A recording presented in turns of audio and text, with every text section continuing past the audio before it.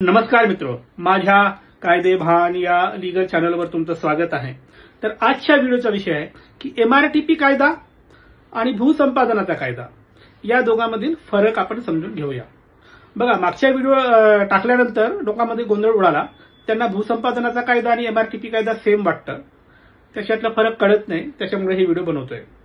बघा, भूसंपादनाचा कायदा parent act आहे, एमआरटीपी कायदा हा चाइल्ड ऍक्ट आहे। भूसंपादनाचा कायदा हा केंद्र शासनाचा कायदा आहे आणि एमआरटीपी कायदा हा महाराष्ट्र शासनाचा कायदा आहे, जो स्थानिक प्रशासन जे आहेत, मनपा आहे, नगर परिषद आहे, हे जे आहेत हे लोक एमआरटीपी कायद्याच्या अंतर्गत जमिनी आरक्षित करून पुढे ते संपादित करतात, असा हा फरक आहे। पण हा झाला वरवरचा फरक। ऍक्च्युअल फरक काय आहे? बघा, ऍक्च्युअल फरक असा आहे, भूसंपादनाचा कायदा जो आहे तो ऍक्च्युअल भूसंपादन करण्याची प्रक्रिया, त्याचे पॉवर्स, त्याची ओव्हरऑल प्रोसेस आणि पेमेंट देणे आणि जमीन ताब्यात घेणे या संदर्भात सगळ्या तरतुदी सांगतो। थोडक्यात काय आहे याची प्रोसिजर? सगळ्यात आधी एखादी जमीन संपादित करायची असेल तर भूसंपादन कायद्याच्या अंतर्गत जमीन मालकांना नोटीस पाठवली जाते कलेक्टरच्या थ्रू, जो लँड ॲक्विजिशन ऑफिसर म्हणून असाइन केला जातो। तर तो ॲक्विजिशन ऑफिसर नोटीस पाठवतो, हरकती मागवतो, त्याच्यानंतर मोजणी करून त्याचा मोबदला ठरवतो आणि अवॉर्ड डिक्लेअर करतो। अवॉर्ड डिक्लेअर झालं की मोबदला देतो। मोबदला दिल्यावर ताबा पावती करून घेतो आणि मग संपादनाची प्रक्रिया पूर्ण होते। म्हणजे हा भूसंपादनाचा कायदा ऍक्च्युअल भूसंपादनाबद्दल सगळं सांगतो। एमआरटीपी काय करतो? एमआरटीपी कायदा महाराष्ट्र शासनाचा कायदा आहे। हा काय म्हणतो, जे नगर परिषद आहेत, मनपा आहेत, यांना त्यांच्या हद्दीमध्ये काही डेव्हलपमेंट करायचं असेल, पब्लिकला सोयी सुविधा द्यायची असतील, तर एमआरटीपी कायदा तिथे अप्लाय होतो। आता हा कायदा काय म्हणतो? हा कायदा म्हणतो की मनपा किंवा नगर परिषद जे आहे हे लोक आपल्या हद्दीच्या आतमध्ये डेव्हलपमेंट प्लॅन डिक्लेअर करू शकतात। म्हणजे काय? लोकांच्या सोयीसाठी हॉस्पिटल पाहिजे तर अमुक एका भागात हॉस्पिटलसाठी जागा आरक्षित करू शकतात। प्लेग्राऊंड पाहिजे, जागा आरक्षित करू शकतात। गार्डन टाकायचंय, जागा आरक्षित करू शकतात। पाण्याची टाकी बांधायची, जागा आरक्षित करू शकतात। म्हणजे मनपा जी आहे यातले कुठल्याही कामासाठी जागा आरक्षित करते। कोणाची? तुमची खाजगी जागा। तर एमआरटीपी कायद्यान्वये थेट जमीन संपादित केली जात नाही। आत्ता डेव्हलपमेंट प्लॅन करतात आणि तुमच्या जागेवर आरक्षण टाकतात। आरक्षण टाकल्या तुमच्या सातबाऱ्यावर किंवा तुमच्या प्रॉपर्टी कार्डवर एक शेरा येतो। काय येतो? रिझर्वेशन फॉर पाण्याची टाकी, reservation for public ground, reservation for garden, असं काहीतरी आरक्षण येतं। एकदा तुमच्या सातबाऱ्यावर असं आरक्षण आलं, कशाअंतर्गत? एमआरटीपी कायद्याच्या अंतर्गत। तर या सातबाऱ्यावर तुम्ही कुठलंही डेव्हलपमेंट करू शकत नाही।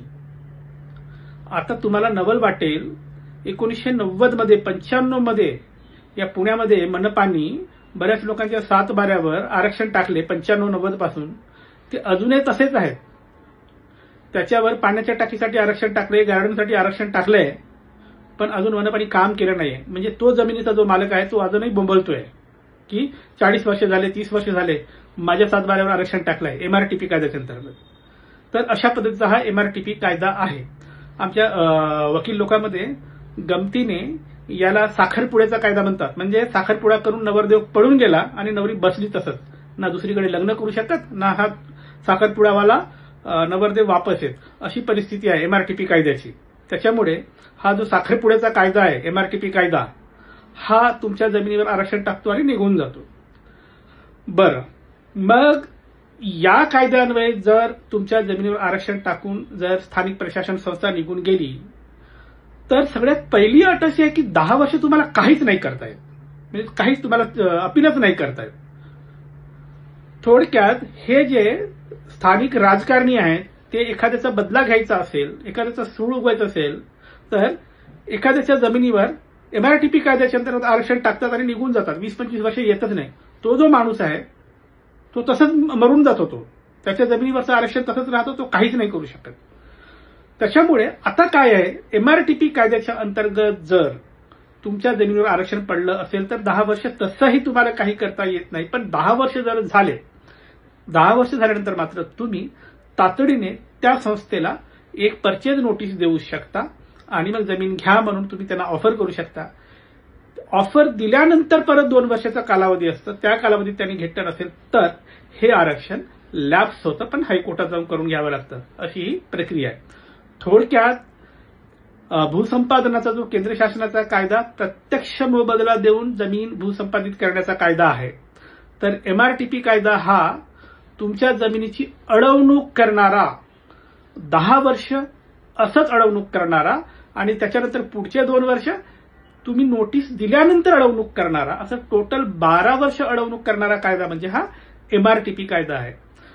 तर फरक 2 कायद्यामधील असा आहे, तुमची जमीन भूसंपादनाच्या कायद्याअंतर्गत भूसंपादित होत असेल तर ते तेवढं चांगलं आहे, फारसा त्रास नाही. पण एमआरटीपी कायद्याच्या अंतर्गत जर आरक्षण पडलं असेल तर 10 वर्ष रेग्युलर तुमचे पिरियड आणि 2 वर्ष नोटीस पिरियड, असं टोटल 12 वर्ष तुमची जमीन अडकून पडते.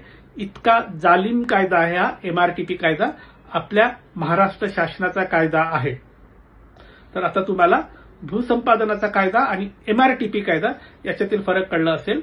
एक प्रत्यक्ष संपादन करतो आणि एमआरटीपी प्रत्यक्ष संपादन करत नाही, फक्त आरक्षण टाकून ठेवतो आणि मग तुमची जमीन तसंच अनप्रोडक्टिव्ह पडून राहते. असं या 2 कायद्याच्या तरतुदी आणि त्याचे कॉन्सिक्वेन्सेस आहेत. तर मित्र, ही होती माहिती एमआरटीपी कायद्याबद्दल. आता 2 सूचना. थेट फोन करायचा नाही, अजिबात करायचा नाही. खूप महत्वाचं काम असेल तर दिलेल्या नंबरवर व्हॉट्सअप टाका आणि तुमच्या केसबद्दल लिहा. केसमध्ये मेरिट असेल तर आम्ही सल्ला देऊ.